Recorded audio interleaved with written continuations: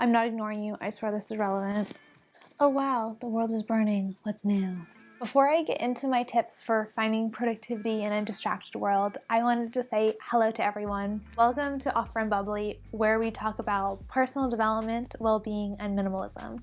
I hope to be able to help you create long-lasting positive habits in your life. If you're enjoying this content, hit the thumbs up button and subscribe below so that I'm encouraged to create more content.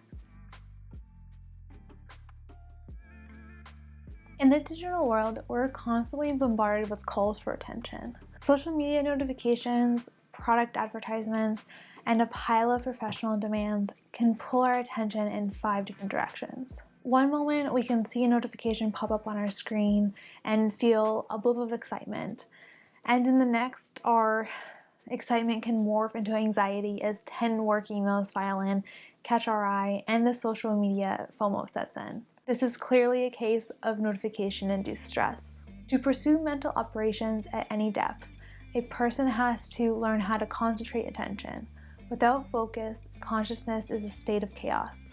The world is digitally more connected than ever, but still, on a personal level, many of us feel alone and unseen when people show more interest in our airbrushed image, rather than investing to getting to know us better on a personal level. Unfortunately, this leads many people to adventure and experience for attention that they get on social media, rather than being present. Anyone who knows me is well aware that I have a particular distaste for social media for this very reason. And it's because I value deep relationships where I can show my unfiltered self. Practicing the art of presence has been one of the largest contributors to my overall well-being and productivity. I'm definitely still learning, but if I could only give one point of advice, it would be to ignore the clutter in your environment. Give yourself space and time to focus on cultivating deep relationships and engaging in the deep work that will ignite your productivity. I worry that the digital age, with all of its convenience, has also introduced distractions to our social environments that restrain us from connecting on a deeper level. Our digital environment is engineered so that we feel everything is a priority. In particular, social media can lead you to subconsciously believe that a stranger's highlight reel is an emergency to share, like, or retweet. But 99% of all notifications are not emergencies. The constant barrage of attention-seeking notifications keep us in fight or flight mode, and it piles on to the existing stress of true priorities. The tycoons of social media have to stop pretending that they're friendly nerd gods building a better world and admit that they're just tobacco farmers in t-shirts selling an addictive product to children. Because let's face it, checking your likes is the new smoking. While a beautifully curated Instagram feed can be mildly entertaining and a bit of escapism, you don't establish social connections that nourish your soul while chasing likes on social media. I doubt I'm the only one who feels a little depressing sense of emptiness after they realize they've wasted an hour or so scrolling through memes. It feels second nature to pull out our phones and numb our boredom, probably because our digital environments are intentionally designed to hold our attention. Since we're accustomed to deferring our digital distractions when we're bored or feel awkward, it can be easy to forget that our greatest assets are time and attention. Clarity about what matters provides clarity about what does not. There's no problem spending your time and attention on activities that you truly love and bring value to your life. But absently flitting around on your phone is typically out of habit and spending your most valuable asset without conscious thought. If finding the end of the news feed is on your bucket list, all the power to you, and please leave me a lengthy description of how social media has positively impacted your life. I could use a new perspective.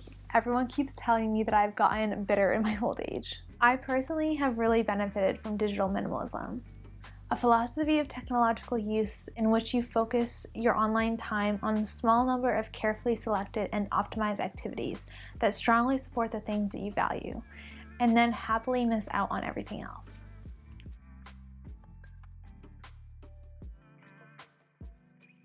Here are my top tips on the art of ignoring people, how an introvert makes friends, and became a productivity queen. Assuming that you're up to date with the news, this year has felt like a real-life dystopian society. I'm sure that my seasonal lockdown depression would have spiraled into something darker if I had allowed myself to read every anxiety-provoking news article. I do try to stay up to date, but I also try not to ruminate over world events. Being an informed citizen can easily turn from a productive to a destructive habit when you're allowing negative world events to affect your own well-being. Email newsletters can be a great alternative to turning on the morning news. Subscriptions like Morning Brew, Robinhood Snacks, and Vox Sentences distill the daily news into key highlights that you can review in 5 or 10 minutes in the morning.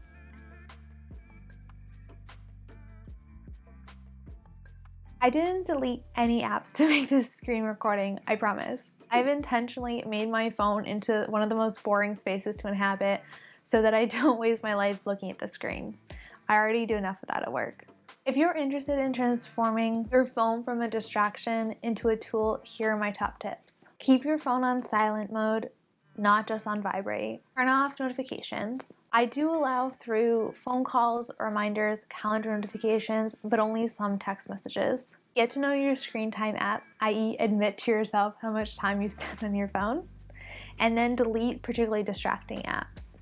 For me, that was social media, shopping apps, and mindless games.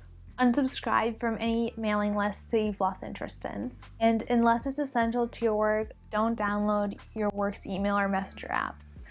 I don't really want my boss to be able to contact me at all hours of the day. There's already basically no line between work and home life since we're all working from home in quarantine. Then set time windows on your phone when it will be in Do Not Disturb mode. I prefer to have the first few hours in the day and the last few hours of the day to be in Do Not Disturb because it helps me to sleep better at night and to not get overwhelmed with my task list right when I get up. You can even turn your phone to grayscale. I mean, some people find this helpful, make it less addictive, but I actually find it harder to read, so I just keep it on the normal coloring. These are just some suggestions, but managing life's distractions is the first step to creating the space to be more productive.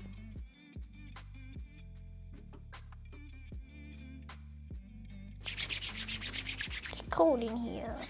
Minimalism shifts focus away from noise and distractions to focus on what's truly important. Maybe this will mostly resonate with introverts, but some of my greatest memories are not from extravagant parties or big events, but in the smaller moments where I felt a deep connection with someone, when I felt seen and heard such that I could show my full self and feel accepted. Once you've created space from digital distractions, it's easier to see what brings value to your life and how you can improve the lives of others. Focus intently on what and who matters. Everything else is clutter. The act of being present is a powerful skill in a highly distracted world. There is an infinite number of things that you can do on any given day, but there is a very small number of things that you can do well. The more you split your attention, the more you sacrifice the quality of your work and the depth of your social connections. I love spending time with myself. Alone time is definitely a high priority for me because I know that I can very quickly go from bubbly to bitchy if I've been pretending to be a social butterfly. I'm most productive at work when I can focus on one thing at a time and shut myself in a quiet room. Basically, I've been pretty productive during quarantine, but I don't only need this time to be productive and get my work done. I also need it to recharge so that I can bring my best self to work meetings, family time, and girls' night. Less mental clutter means more mental resources available for deep thinking.